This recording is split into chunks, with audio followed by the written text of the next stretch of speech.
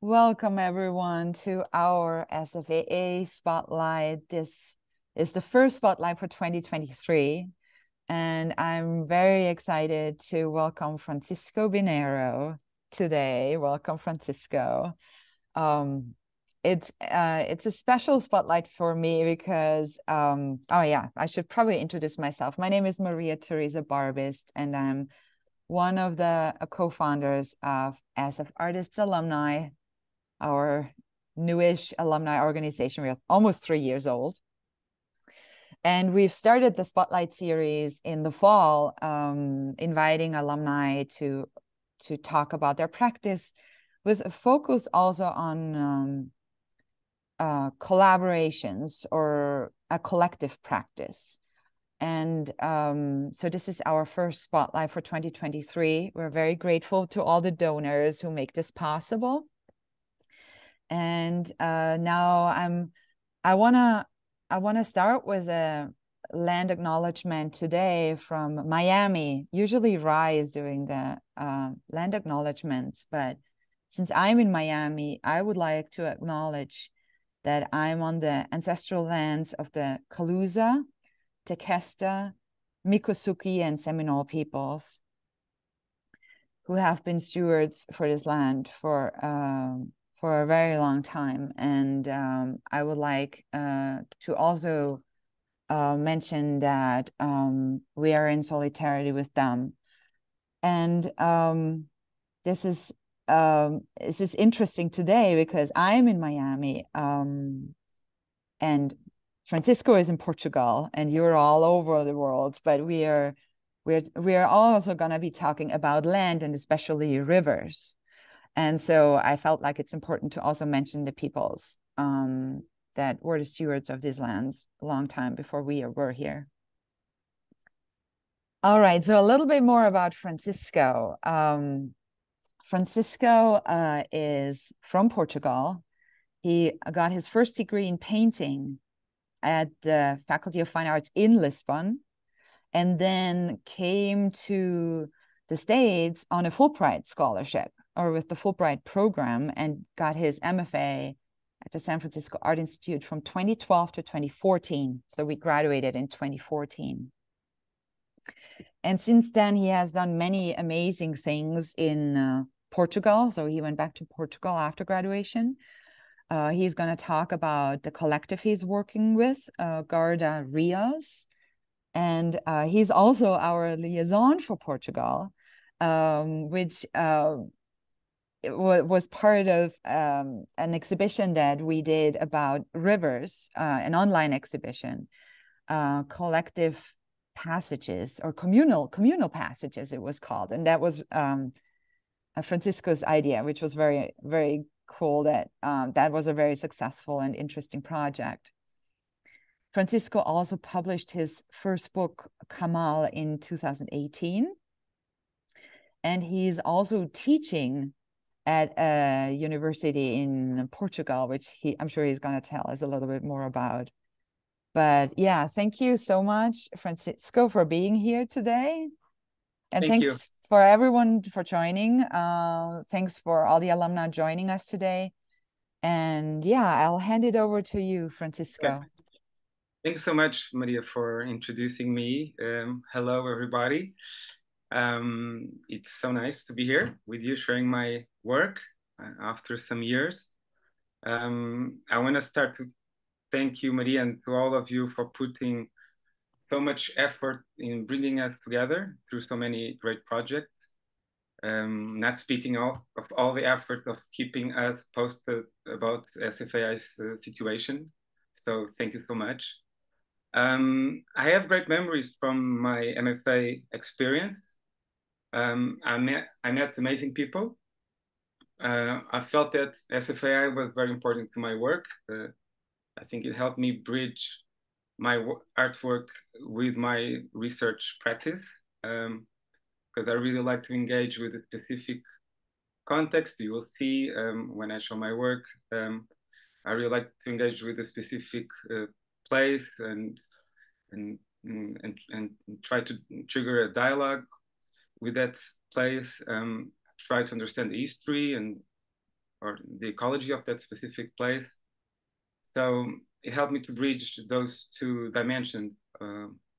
And yeah, I remember the walks we did with Thor Anderson around Dog Patch at the old graduate center.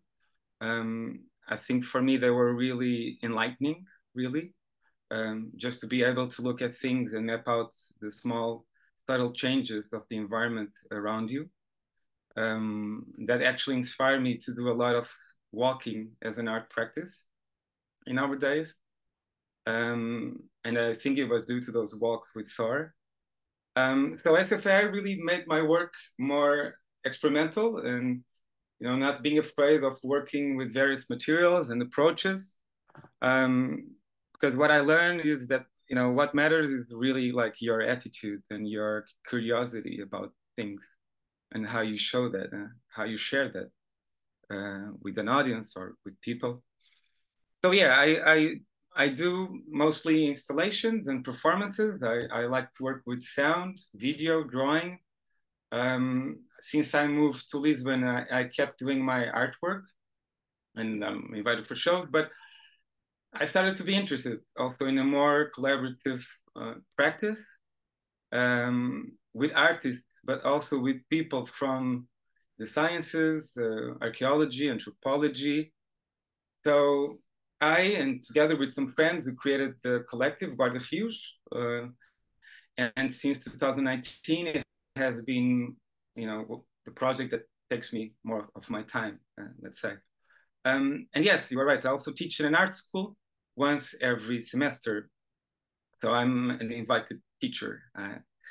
So yeah, so that's my introduction. I'm thinking to share 4 works of mine through my website. I was thinking like a guiding thread, like topic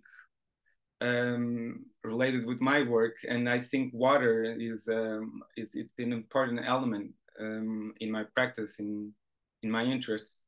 So I chose 4 work where water is very evident as an element. Okay, so I will share the screen.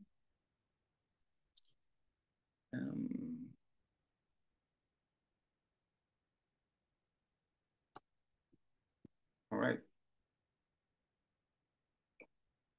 So you are all seeing the website, right? Yes. Yes. Yeah. Yes. Okay. So yeah. So like, just talking a bit about the website, I really like these little images that pop up every time you move over the titles of the works, because I think like very quickly you can see the type of materials that I work, like plaster, paper, butter, like found objects, and salt, glass, and that variety, and it's quite important for me. And so yeah, I will start to show this work that I did in 2012, right before going to SFAI, right before knowing that I had the grant and that I was able to spend 2 years in San Francisco. And because of that, this piece became quite important for me, for many reasons. So I will show you the video first, and then I will talk about it. It's a sound installation. Wait.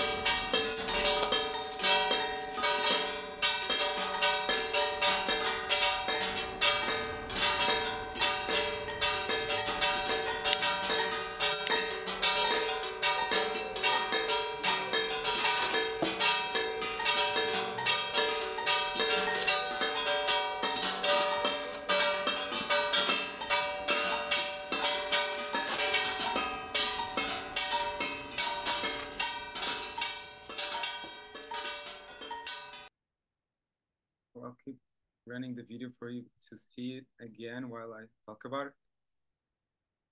So yeah, so I developed this installation when I did this sound sculpture workshop with Nuno Faria and Tiago Freud. They are both sound artists, and I remember like this feeling of like before going to SFAA that I really wanted to explore these two elements, sculpture and sound. And I think at that time I was a bit shy to do that, or not, or I was not feeling, confident enough to explore those two dimensions. And I really became interested in how these sculpture and sound can feed into each other, and add or change how you relate to a specific place. And talking about the place, this is a Franciscan convent, the place that you're looking. These stairways, they take you to the terrace of the convent. And 20 years ago, it was, more than 20 years ago, it was transformed into a cultural space called Oficinas do Convento, which I welcome you to apply because it's a really, really cool place in Alentejo, center-south of Portugal. And they've been hosting all sorts of artists, artists that work with ceramics, sound, electronics. And I remember when I think I spent like 2 weeks in this residency, and I remember being at the cloister and looking at this big bell that wasn't working. And then I decided to, okay, this will be my project, to create my own bell. And then it came out to be this set of bells, kind of sound or carillons, that you saw it, that the sound is triggered by this sort of like water irrigation through these drops of water. And the trays, I just found it on this old kitchen, and I use them as as elements, as acoustic elements to create this bell sound. I just wanted to say that the ceiling, you can see in the picture, was painted blue. I painted it blue. I still go to this cultural space, and the ceiling is still painted blue. And I decided to paint it this way because the bells, the sound, the water, it reminded me of Giotto's paintings and the Scrovegni Chapel, which is one of my references in terms of painting. So this is the first work that I wanted to share with you. Second work, this one. So it's a more recent work from 2021. I made this piece with the collective Guarda Rios, and I think it's important to tell you where this piece was presented. This piece was presented at the Coa Museum, which is a prehistoric rock art museum located in the River Coa Valley. Just for you to have an idea. Quite amazing, the design of the building and the landscape around. And exhibition space is inside, of course. And what you can see in this valley is, or what this valley is known for, is for the 5,000 animal engraved figures of the Paleolithic and Neolithic age. So this is what you can find around this building, around this museum. And in the museum, what you see is only like depictions and replicas of these engravings from the Paleolithic age. So I sort of played with this. I sort of placed this flute like in dialogue with this big bull, which archaeologists call a rock, is extinct bull that used to exist in the Holocene time in Europe. And I painted with this fluorescent paint, because that's like the language of the museum. Every picture there is painted with fluorescent paint. So I painted the hose and the top part of the flute with that type of paint. And you cannot see in this image, but on the floor, there was a QR code that people could read and see this and hear this video.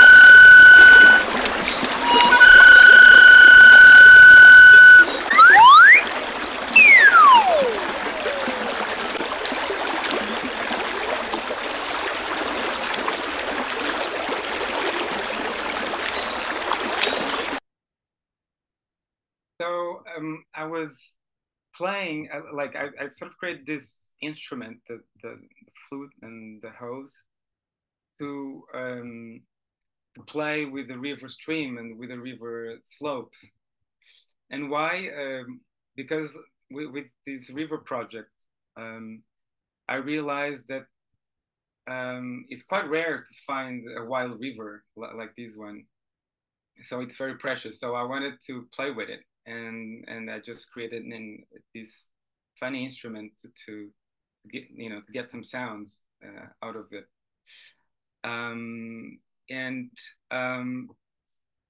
I think it's also interesting for you to contextualize a bit the history of COA Museum. COA, before the museum, the government was thinking to create this huge dam in the 90s.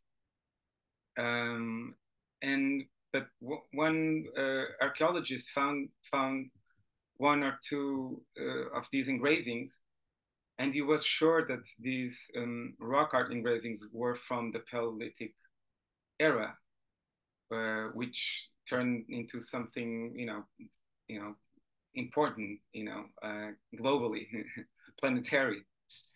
And when people learned about it, people protested, and there were massive student protests.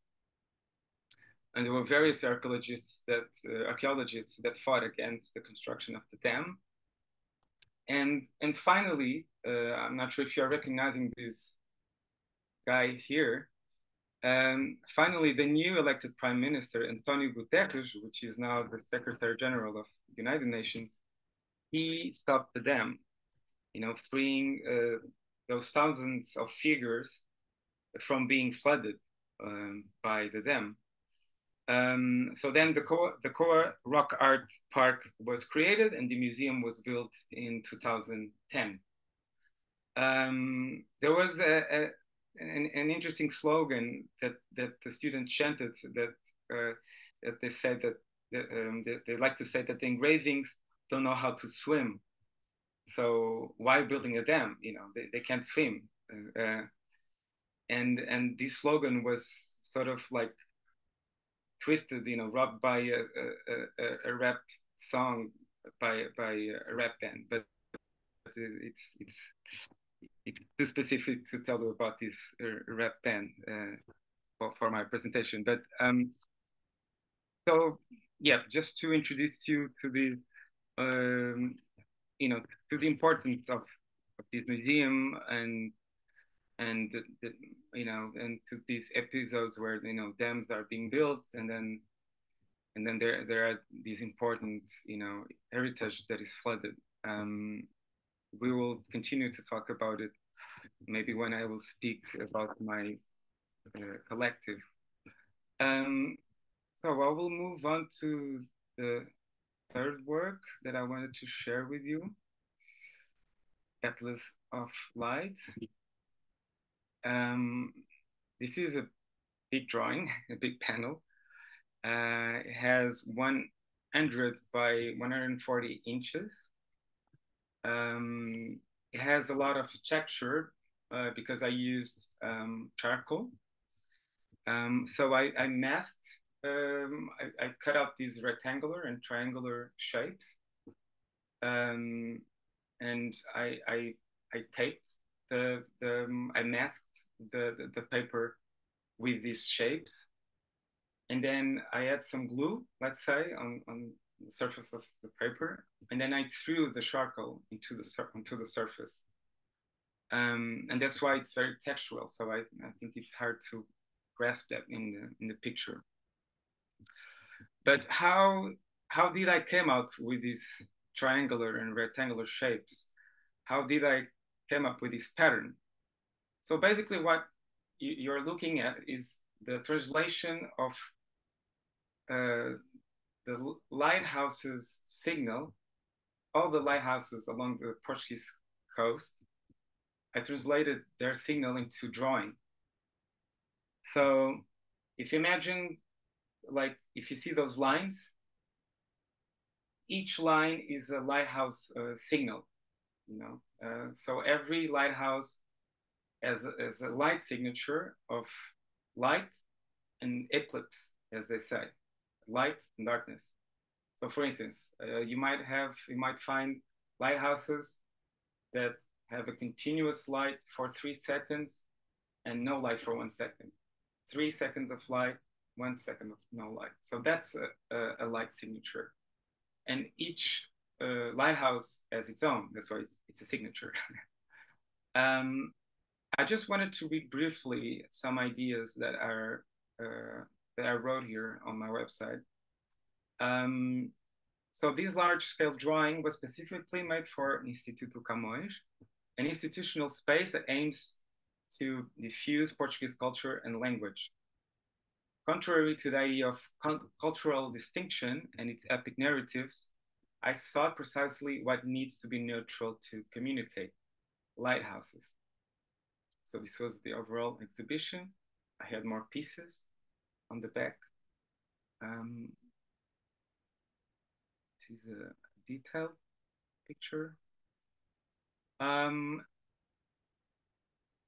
So I'm going to read from here. I came across the list of lights published by the National Geospatial Intelligence Agency, and here I found visual diagrams of how sailors should read a light signature. It was from this publication that I developed my graphic translation of the 52 lighthouses existing along the Portuguese coast. Each horizontal line of the drawing corresponds to a specific lighthouse, as I mentioned, from north to south of Portugal. Interested in doing a rigorous reading, I assumed that a second of time corresponded to 10 centimeters of my drawing, therefore a tenth of a second to 1 centimeter. This is an example. This is one lighthouse in Portugal. It's called Forte Santa Marta. It has a global, time of 6 seconds. The time of light is 4.5 and eclipse is 1.5. which I turn into 45 centimeters of blank space and 15 centimeters of charcoal. And why rectangles and triangles? So that option has to do with this manual that I consulted that showed examples of, like wanting to help sailors to imagine how the light would be. So a continuous light is depicted like this rectangle, and the flashing light is depicted as a triangle. And I use that language in my drawing. I think it's also very curious, this sort of map of borders, non-existing borders between lights, list of lights. And apparently Europe and Portugal, Africa belong to the 113 publication, which can be consulted online. I actually showed this piece quite recently, and it was really nice to see it installed again, because it's quite monumental drawing, and somewhat elegant, I think. So yeah, so finally, and then I will move on to speak about the collective. I will share with you the White Dragon, a work from 2018. I used tracing paper, like I printed, it's a print on tracing paper that is folded. And then I placed on this cardboard, beneath there is like a wooden structure that makes it, elevate, it's suspended from the floor. So here is a picture of the whole piece. This was the solo show in 2018 in this gallery. So if you see the whole piece, it has this meandering shape, right? Like a river or like a dragon. It forms a circuit through the gallery space. I like that. Also, the idea was to sort of create like this circuit where you could follow, because while you were walking, you could see these various images. So I always thought about this circuit idea. And as you move along the installation around, if you walk, you will see that there are two images. And each of these images is read according, from which perspective you are. Here are some more views. So I think these two pictures, I think they illustrate very well what I'm saying. Like, for instance, if I'm looking from this perspective, I see this sort of like texture, and then you would see that these are actually images, like these are satellite images, aerial images that I edited from Google Earth. And as you move to the opposite perspective, you'd see objects, various artifacts mostly. And it's also nice to see that these two images like separated as well, or witnessing these two images like being built or transformed. And because the idea wasn't to see the image, the idea was to see how, your relation, the relation between your movement and the piece, and how these two articulated with each other to have this experience. So as I was saying, in one image, you see, in one perspective, you see satellite views of open pit mines, sorry. And in the opposite direction, you would see images of artifacts and objects from the Calouste Gulbenkian Museum in Lisbon. Of course, for you, it's a very specific information, but you would see that, all these objects, or all these printed objects, were from, fine arts collections.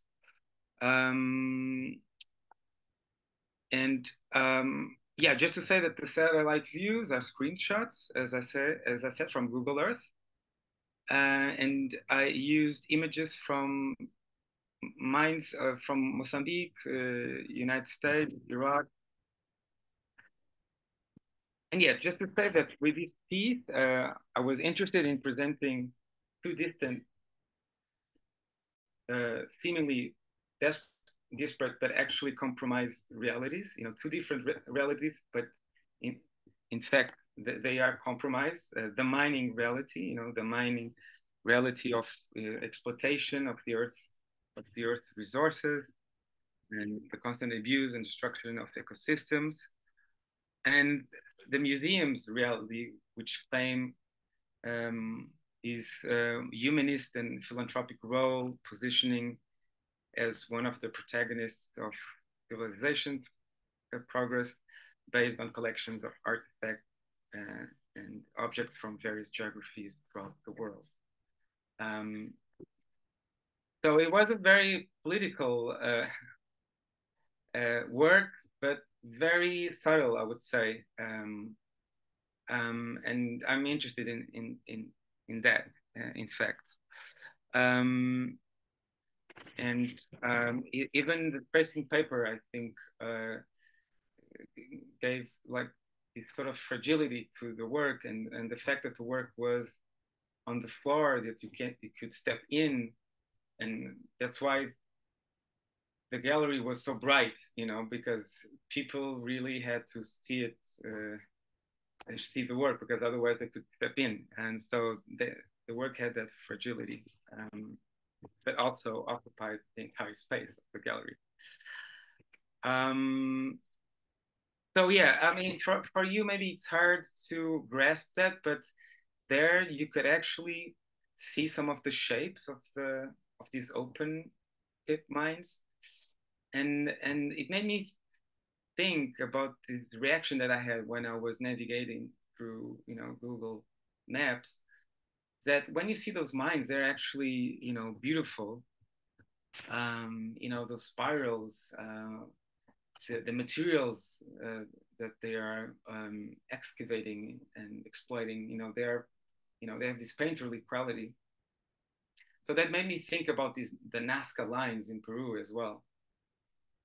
But with different purposes. I mean, Nazca line had a whole different worldview, and the mine tell us about other worldview. So it made me think about, you know, the trap of form. You know, things that are beautiful are not necessarily, I don't know, they're not necessarily nice. You know, like so. These were some of the ideas that made me want to do this work. All right, so I'm going to move to the collective to share Guarda Rios. I'm going to introduce this collective and this project by, you know, showing the website, and why the website, because for us, this website, we made it like what, 4 or 5 months ago. For us, it's a tool, because this project is so much related with you know, research and talking to people in these different that live close to these rivers, and when we go to these places, we are like 3 or 4 artists, and one is recording the sound, the other is making a video, the other just other artist is maybe writing something. So for instance, like it's in Portuguese, I'm sorry, the website, but I think it's easy to navigate and to understand the content more or less. So this menu, we called it research, and this menu we called it events and exhibitions. So this is more about the experiences that we have in these different places, and the various issues that we've been mapping out around rivers. And this menu is more about the outcome, what we do, or what we have been doing with that kind of information. And if you're interested in, for instance, like, oh, Tagus River, like which residencies they have been doing related with Tagus River. So you can go here and choose the names of the rivers, and you see the residencies related to these specific rivers. So I will introduce you I will speak about the collective, but while I do that, I prepared this small video. Like it's a screen video of me navigating through the website, and you'll have like a global view of the the whole project, images, stuff like that. It has the black box again, Francisco, right now. Yeah, I'm not sure if it's the video. It's still there? Yeah, you might want to go back to the website itself. Or maybe if I share like full screen. Let me see.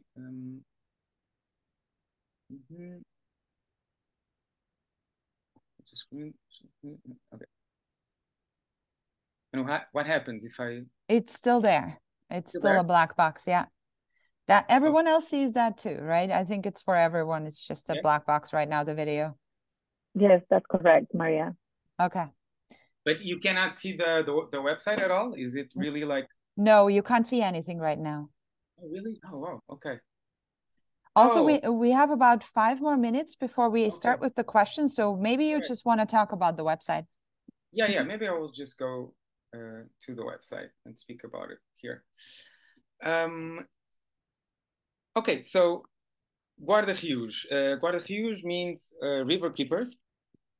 If I translate it literally. Guarda-rios is an open collective of artists.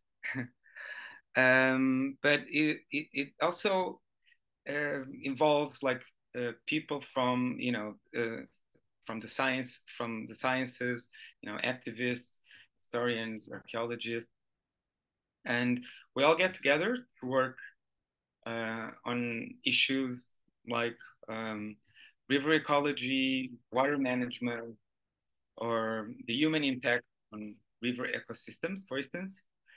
And so we do these residencies to work with communities that live in landscapes that have been profoundly altered by big dams, and profoundly altered by the mining industry, the eucalyptus monocultures, and by the intensive olive and almond groves, so much dependent on an unsustainable water irrigation system. So this is just a glimpse of the issues that we've been working on. But how we bring up all these issues, how we connect with these local communities, and how do we share these issues with a larger urban audience? So just for you to see like some images of some of Guarda-Rios artists in action, let's say. So we do also these debates where we involve local organizations, and they tell us about these various issues that I just shared with you. And we also share some of the sounds. I'm not sure if this is the best one, but let's see. Yeah.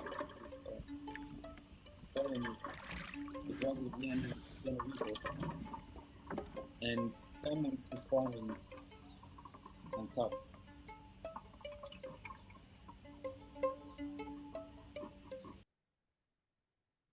We have.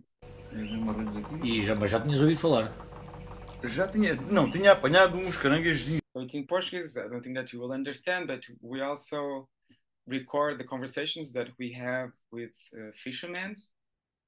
And yes, I think, you know, it's a website that you can spend like hours, like, you know, checking each sound, and like there is also some information when you open this curtain, let's say, and that explains you the organization that was that participated in this talk specifically. Here, we transcribed also some conversations with archaeologists, and they gave us some really nice answers about some really important issues. And here you can find the various activities that we did in here, specifically in the Guadiana River. So we also do workshops for, you know, with schools.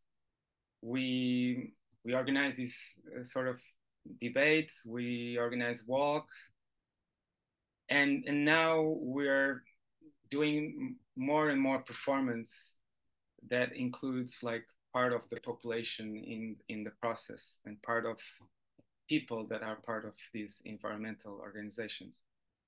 I will just show you some more residencies for you to, you know, be able to see. It's also nice to discover all these spaces, these cultural spaces throughout Portugal, and be able to be there for 15, 20 days or sometimes a month. So this was a walk that we organized. We tried to include everybody, children, the youth, elders. More sounds.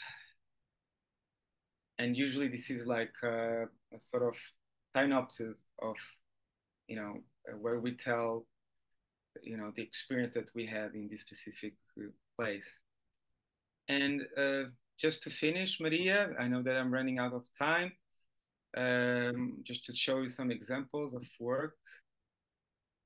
Like, for instance, some months ago, we collaborated with this organization to build an old fisherman shack made with canes. And again, we involved people in the process. We learn with the locals, and because we don't know about this thing, we just propose this thing to be done with people that actually know how to do these things and to build this kind of shack. And it's always like a moment where we can always share like how these things are built and what's the history of it, and so then it relates again to the river and to the water, you know, ecosystems. And like we also do sound performances. This is a table that replicated the sounds of birds. The sound performance ended with a walk throughout the city and with some listening exercises. And I will just show you this last one, which I think it illustrates where we are now, like doing these performances that have these trajectories and these different moments where you speak about different issues related with rivers, but using humor, and we like also to create some games, and again to involve people in how they should also make questions, but also how they can answer to them. So it's like really, we don't really want to patronize people or people that live in these territories. So yeah, just to say that all these various approaches, there are strategies to think about issues that are quite complex. You know, when we speak about ecology, when we speak about rivers, when we're trying to say that, you know, dams are, you know, they impoverish various ecosystems. If you say it through, you know, using humor and involving people, I think that makes the whole experience a lot different. So I think that's it. No, because I don't want to take more time, right? Thanks so much, Francisco. Yeah, I think it's perfect for us to have 10 more minutes to ask a couple of questions and have you, you know, you can leave the website maybe up, because I forgot to mention that Francisco graduated in new genres. Like the MFA was in new genres, and I feel like this website and also the way that you know, the way that you work is so much new genres. You know, you can't be more new genres than that. So I really love that. The way that you walked with Thor and now you're doing your own walks, you know, that's just so beautiful, like that trajectory. So thank you so much for sharing that. Thank you. That was really, really amazing. And also like the way that you always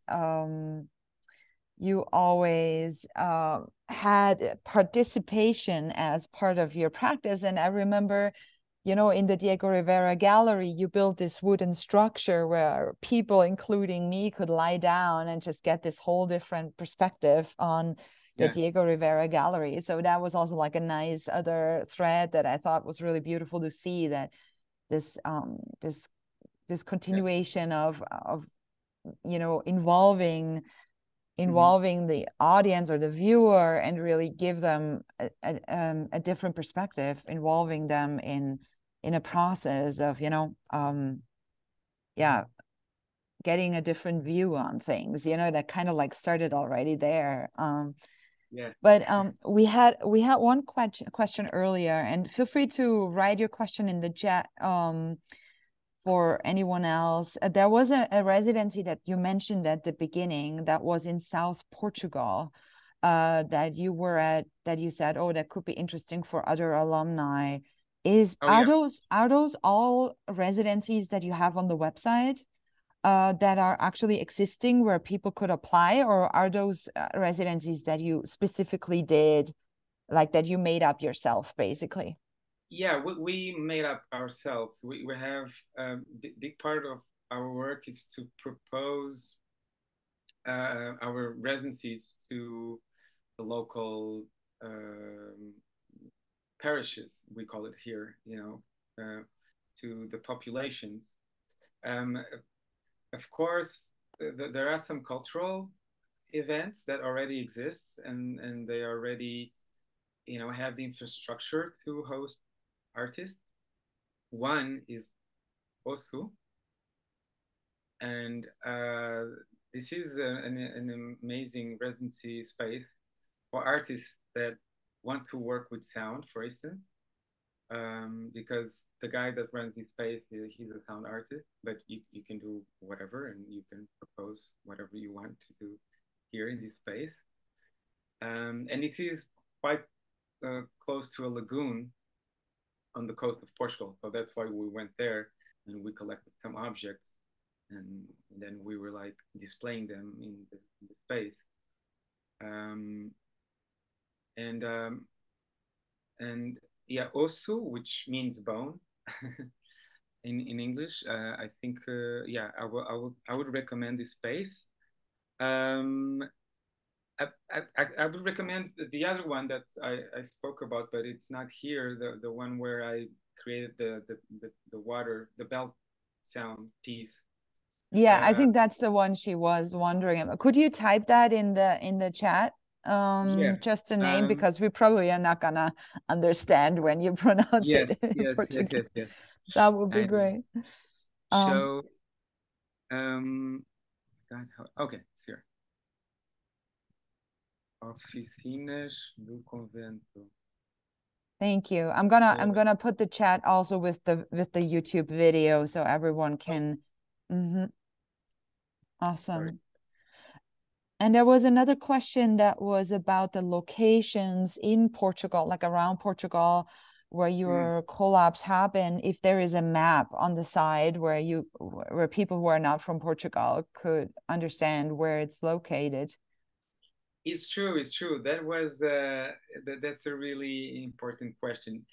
That was like a design decision of not wanting to introduce a map for many reasons, because it's really hard to trace down all the rivers and all the places, and we didn't want to be stuck, with that. But it's true. I mean, even for people that live in Portugal, for them, the location of these places are quite abstract.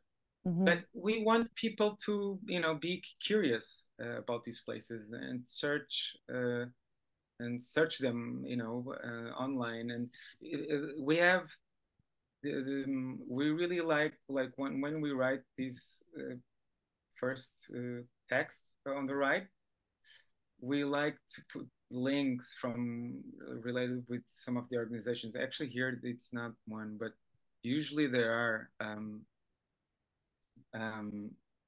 So it's more, how can I say, I think we are more interested in like sharing these movements and these projects. Like for instance, you can go here and I will jump into the website of this environmental group. But it's true. I think it would have been an important tool to have a map, and it will be easier to understand the location of the various places. Yeah. We're getting more questions in. So one question that Marian is asking that is probably hinting also at the very big grand application that you just did. She's asking, does Portugal support its artists? If Portugal, what? Does Portugal support its artists? Is there money for artists, basically? How can I say? It's not bad, but it's always a matter of comparison. If you compare with Holland or Germany, yeah, maybe the government doesn't support us much. But yeah, there are some grants, but somehow that's what we were talking before. Somehow these applications are so complicated that that in the end you give up, or in the end you don't imagine yourself doing this for your entire life. And unfortunately, there is only one platform that takes care of all the governments in Portugal. I mean, a public funding platform, and they have so many applications that they fail in many aspects with the artists, in the way like for instance, they don't really follow your project, and the whole process is very bureaucratic. So you really have to know how to move around these issues, and not, and also like feel inspired about doing your work, because sometimes I feel like a bureaucrat when I manage projects like the Guarda Rios project, because it requires a lot of work, of an accountant. It requires,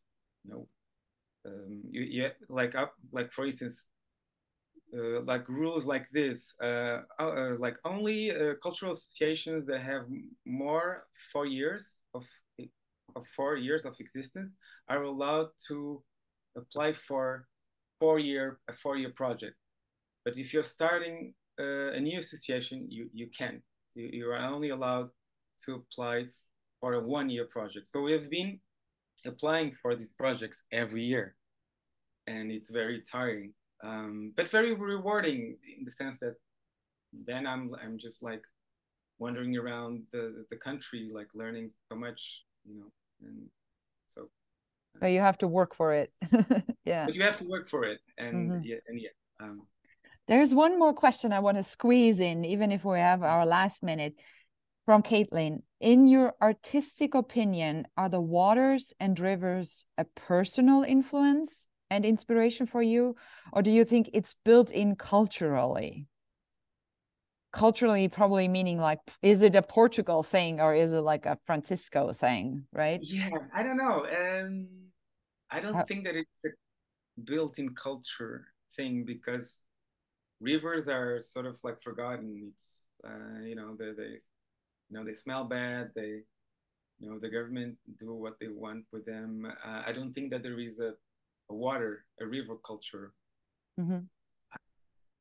Actually, in the States, or at least in California, I saw more like a river culture than here. But on the other hand, water is all around, and we have, for instance, these amazing water mills that might have like 500, 600 years old, and they are amazing. They are beautiful as architectures.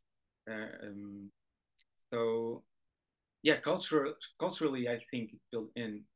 If it's personal, maybe yes. I don't know. I really like water as an element, because it's so basic, you know, and that you can touch on so many topics, you know, that can be more poetic, can be more political.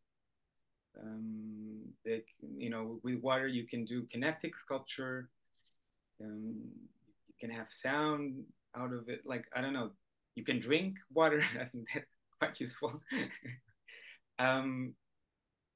So yeah, I think maybe the reason why I like to work with water is that you can do so many things about it. Maybe. And yeah. Thank you so much, Francisco. I really appreciate you know, doing this talk and sharing your work. And I also want to bring you back to Miami a little bit, because here the Miccosukee and Seminole live in a reservation in the Everglades, and the Everglades are this incredible special waterway that thankfully has been restored lately more and more, but is also encroached on with, you know, building new developments. And I think it would be a very interesting waterway for you to explore, the Everglades in Florida. Right. And there is a residency here as well that's called AIRI. I'm going to spell it AIRI.org, which would be wonderful for you, I think, to check out. But cool. Thanks everyone so much for coming. Thanks everyone for watching also online. I'm gonna stop the video now. So thanks everyone. And then